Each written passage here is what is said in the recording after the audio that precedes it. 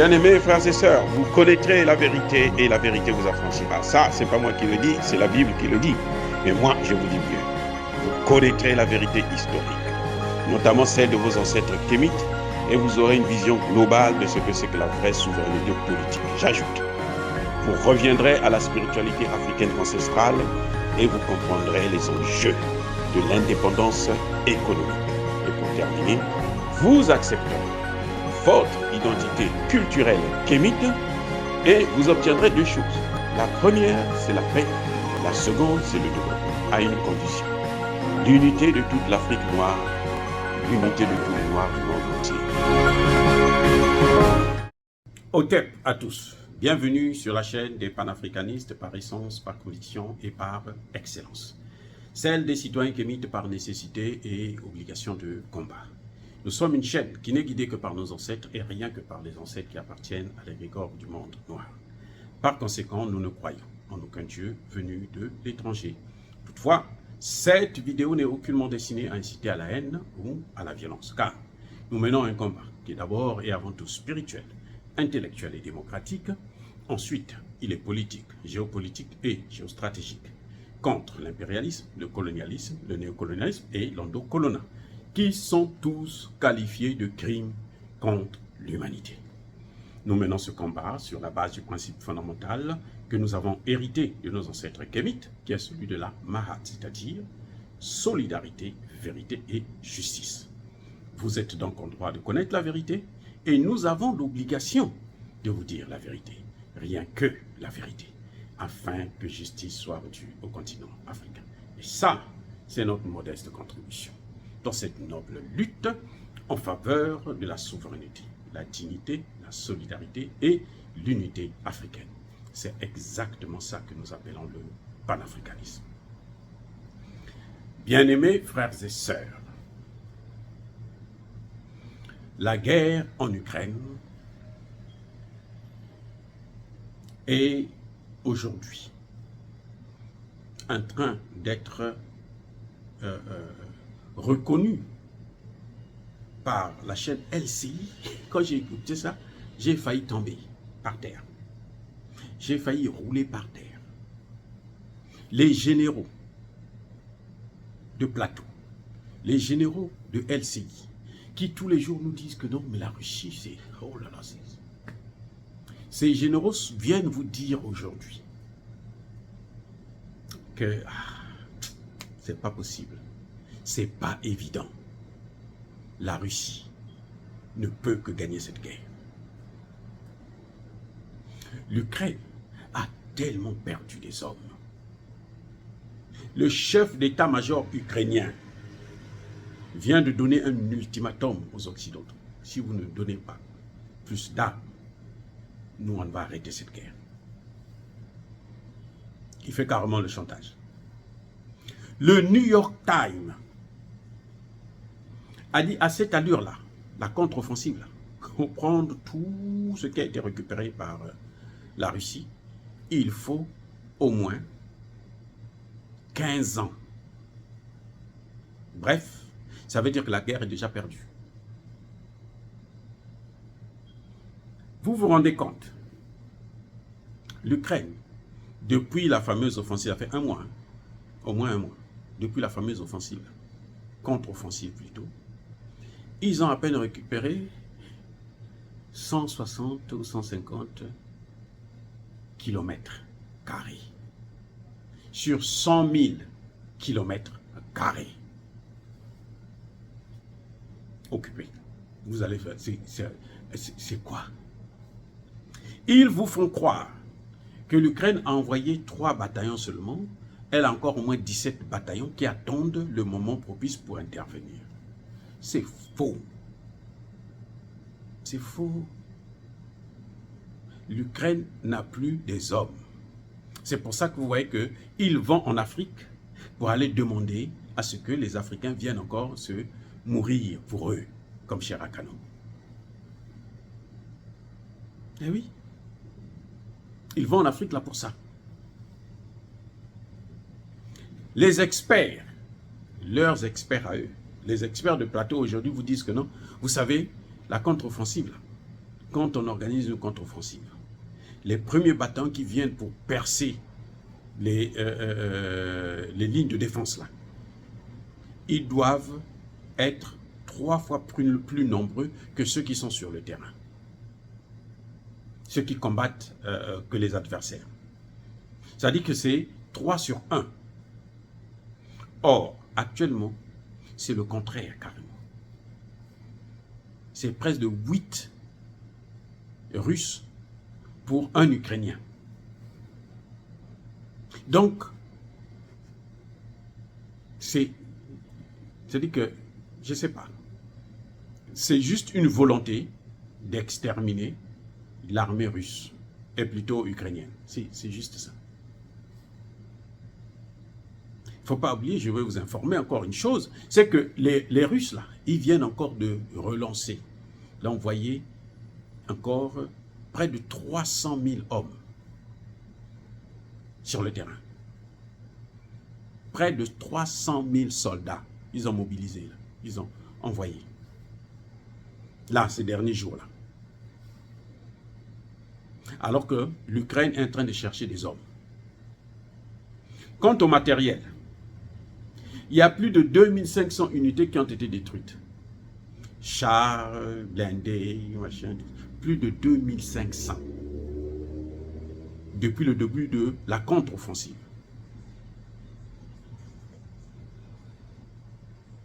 Et le grand problème, c'est que les Ukrainiens qui ont toujours utilisé le même matériel que les Russes ont du mal à maîtriser le matériel occidental. Quand vous prenez par exemple un char, Abrams, vous avez autour du char, là, pour un char, pour 1 heure de combat, le char, là, quand il revient pour le maintenir, là, il faut au moins 10 heures de maintenance. Il faut des experts. C'est pareil pour les F-16 qui sont en train de demander. Hein? Parce que les F-16, c'est encore pire d'ailleurs, les F-16. C'est-à-dire que pour un char qui se déplace, il doit avoir une machine, un groupe d'hommes qui travaillent sur l'ordinateur, sur ceci, sur... Donc, c'est pas seulement un individu qui rentre dans le char et puis il s'en va, il va faire la guerre. Non. Il y a toute une équipe qui doit suivre ce char. Il y a toute une logistique qui doit aller avec ce char. Et tant que vous n'avez pas cette logistique, mais vous n'êtes pas opérationnel à 100%. C'est comme si vous êtes en train de divertir la galerie. C'est comme si vous êtes en train de, dans le jeu Nintendo ou quelque chose de ce genre.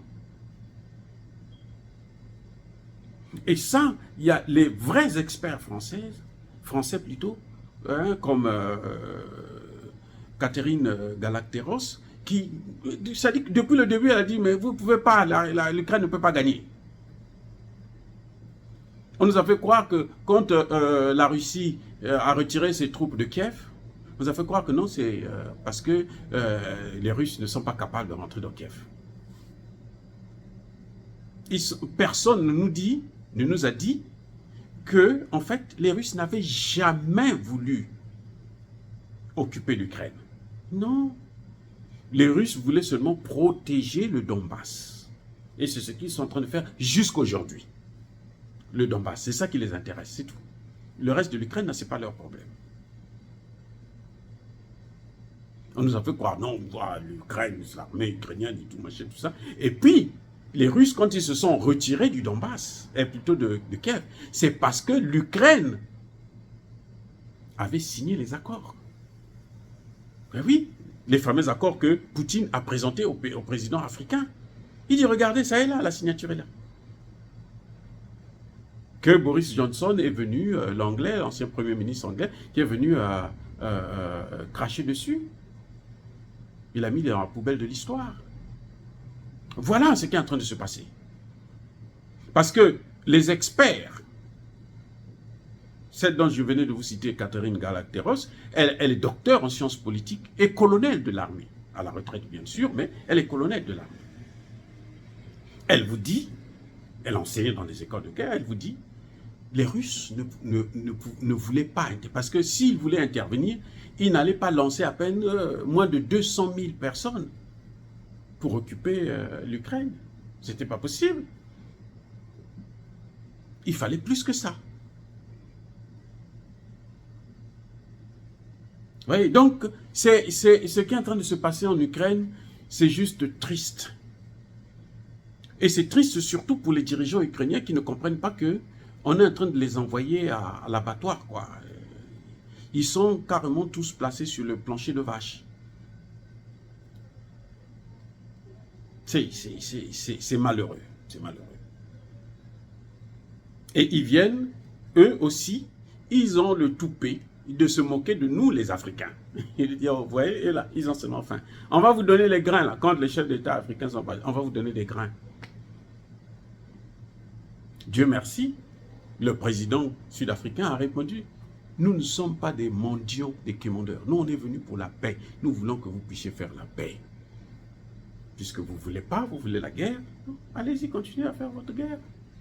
Nous, on a fait ce qu'on devrait faire devant Dieu et devant les hommes. Ils ont agi. Moi, j'ai aussi critiqué au début, mais après, je me suis rendu compte que non, mais il faut qu'ils s'affirment. C'était très important de montrer au monde que non, nous, on est neutre, nous, on ne veut pas la guerre.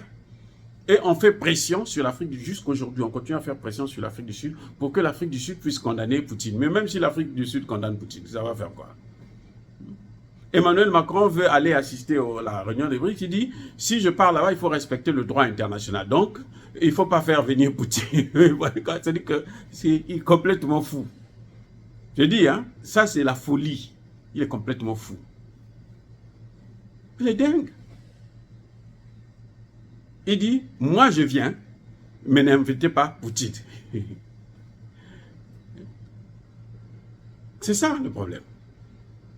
Et en fin de compte, quand vous regardez très bien, Emmanuel Macron veut rencontrer Poutine parce qu'il n'arrive plus à parler avec lui, même au téléphone, Poutine n'en veut plus. Voilà le vrai problème. Bref, en tout cas, il n'y a rien à faire. L'Ukraine ne peut pas gagner cette guerre. Il est donc temps qu'on puisse aller vers des négociations afin qu'on puisse arrêter cette putain de guerre. Dire cela, c'est inciter à la haine ou à la violence, non.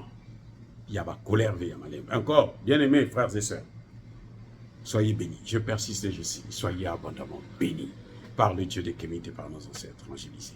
Mais que tous ceux qui persécutent le continent africain le pillent et le déstabilisent, qu'ils soient noirs, blancs, chinois, arabes, indiens, qui qu'ils soient maudits, punis, foudroyés, neutralisés, écrasés, effacés par ce Dieu des Kémites et par nos ancêtres angélisés. Je vous adore. Vous êtes tous des anges. Encore une fois, soyez bénis.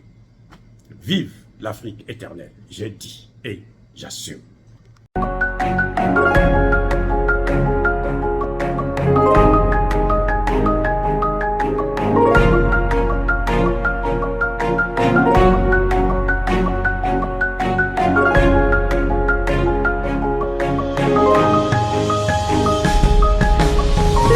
Eux, ils marchent par la foi et non par la vue. Mais moi, je vous conseille vivement de marcher par la connaissance scientifique et historique, notamment celle de nos ancêtres kémites, par les cinq sens et par l'intelligence. À vous, à Pierre.